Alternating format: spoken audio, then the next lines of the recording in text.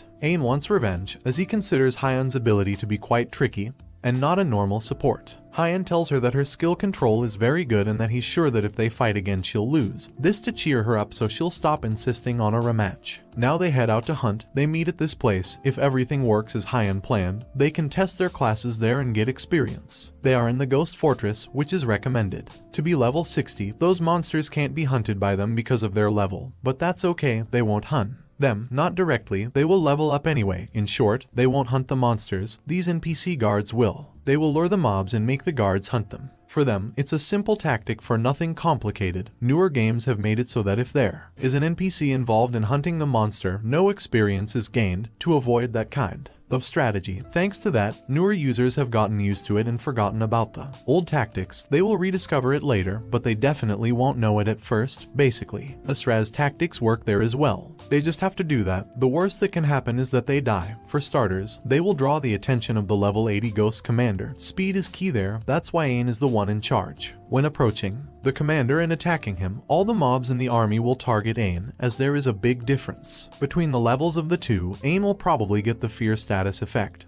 but because it is based on sensory timing, she just needs to stay calm. Once Ain is able to move her body again, she should run as fast as she can without looking back. If she had not been warned before the fear effect, she would surely have died. No matter how similar she is to Asura, there are more things to consider during a fight thanks to full immersion in RV. Now they both plan to split up and dodge as they run. Hyun manages to draw some, and despite having no long-range attacks with the shield skill, everything is going according to their plan. They just need to keep running. At the first gate of the castle walls, this NPC was late only to realize that the Ghost Commander and his army were approaching the castle. They then alert all the guards and prepare to attack. Hyun and Ain have to keep running. They are almost there. Things almost got messy when Ain almost got hit, but they finally made it by the skin of their teeth. Ain thought the guards would just shoot fire arrows, but they actually used an area spell, which is to be expected. It's the magic country, but still, they use divine magic like water. After that, they start gaining a lot of experience and leveling up. They got more levels than they expected, just by hitting mobs once and running away. Hyun explains that the experience split between tank, healer and damage is based on the contribution in Asura, as the experience calculations in Asurian are the same. The AI calculates the contribution of healing the party and controlling the waves to distribute experience, so even if they only used one skill, controlling the mobs and luring them to the castle also counts. All in all, that was pretty close, any more and they failed. But they leveled up, so things should be safer now, but they don't have time to waste resting. They'll go and do it again. Later, Hyun checks the community blog and focuses on the criticals. In that game, they always go critical if you hit a vital point in humanoid beings. It's the head, heart, sternum, joints, crotch and 11 other points.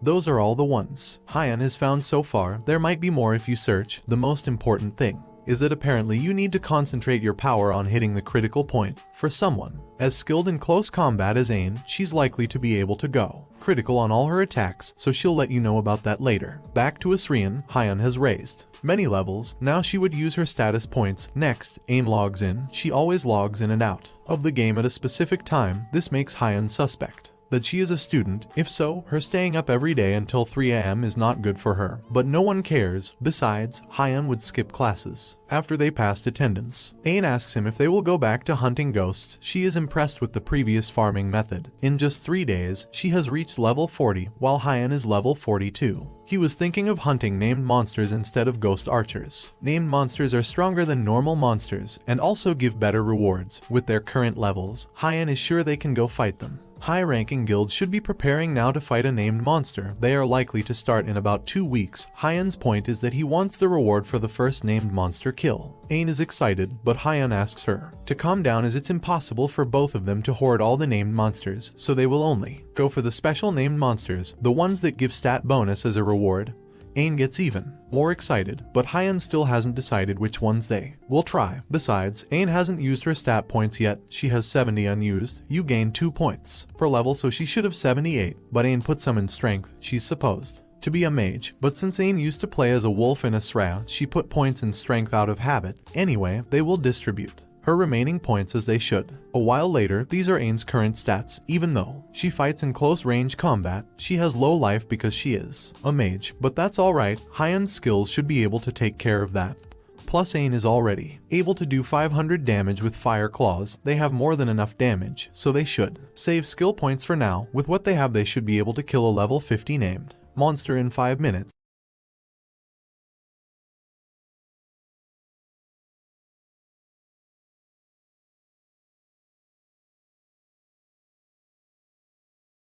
Even in the military, when the word support is added, it refers to great firepower. He opens his status window. His level and stats are these. As for the skills, they are no big deal. There was no turning back now, so Hyan says he'll at least go up to level 50 and get his ultimate. Maybe it'll be something decent.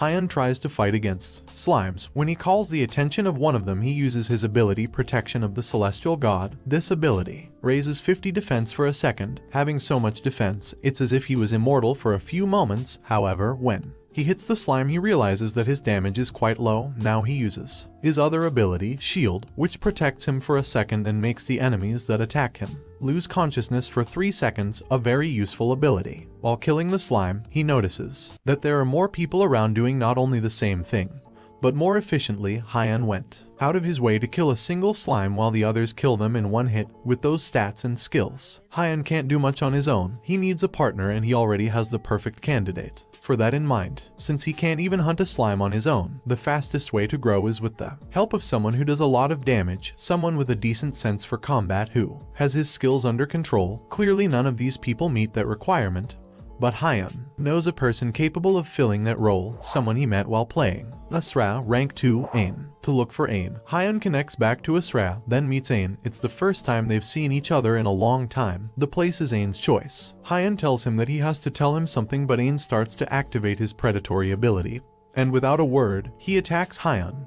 He is not surprised, as Ain has always been the same. The fight continues. All Hyan does is block the attacks. Ain has no intention of listening to him, so he activates body enhancement and his ultimate ability to attack Hyan again. But it doesn't do anything to him. He still ends up losing. After this, Ain finally deigns to speak. Hyan tells him that Asura has been completely remade with virtual reality, so he asks her to join him as a mage, as he had recently heard that the mage class is particularly good. Ain gets a little upset that he only came to tell him that. Hyan tells him that he didn't leave him behind. He just went to see if Asurian was worth playing and then came back to get him. Hyan knows that if the two of them team up, they will become an unstoppable team, just like they were in Asura Online. Ain doesn't understand why he should be a mage. He prefers to be a fighter who does close range damage. Like a berserker, Hyan must convince him to choose to be a mage, otherwise it would be pointless, so he tells him that the mage class requires a lot of control to use, and not only a person with excellent control like Ain could use a mage to its full power. This works to convince Ain, so he decides to join. But first, Hyan will tell him a few things from now on.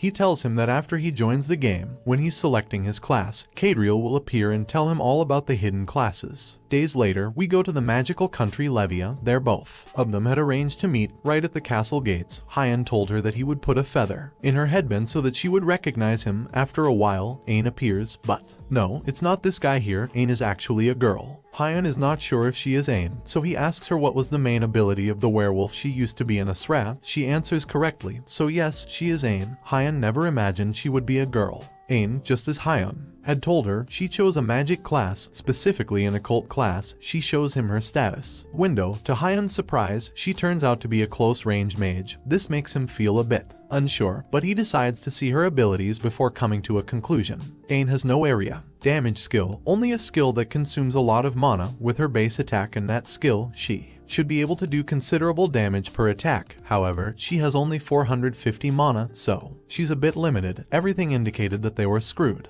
Ain wants to go hunting to test her skills, but Hyan tells her that they can't do it there as it's a level 60 area and they would be killed. She proposes to go to another city, but it's the same situation. Going out hunting now is too risky. Hyan must make sure Ain can do enough damage, so after a while, Hyan challenges her to a friendly duel. This makes her quite excited, as it's something she likes a lot. However, she knows Hyan is support and won't be able to do much. Hyan tells her that there is nothing to do, she will take all the blows. Next, the will of both is confirmed and the friendly duel begins. Ain uses her Fire Claw's ability to attack Hyan. He plans to take it directly, as he must first see how much damage he is able to do. This causes Ain to defeat him in one hit. Although she is low level, Ain's damage is incredible. She can't accept a hollow victory like that and asks for a rematch. Hyan says he won't hold back this time. The rematch begins. Ain attacks in a frontal way again. Hyun thinks it would be a waste to use immortality when he can dodge that with no problem. Although Ain's attacks are accurate, she's slow and has a lot of openings, a bit disappointing compared to what she was in Asura. Maybe it's because she hasn't gotten used to the game yet. Hyun keeps avoiding her attacks and provoking her. This makes Ain go all out. Her speed increases and she uses fire claws again. Hyun has no choice but to use the heavenly god's protection as she can't dodge it. Then she uses a shield and ends up winning the fight.